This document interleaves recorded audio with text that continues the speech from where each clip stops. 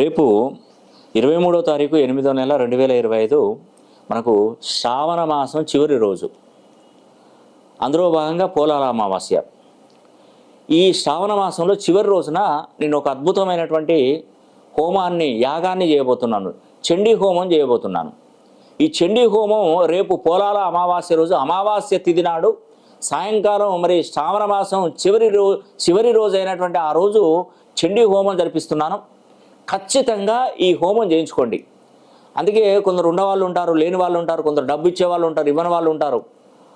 ప్రతి ఒక్కరికి అందుబాటులో ఉండే విధంగా కేవలం 500 రూపాయలు మాత్రమే.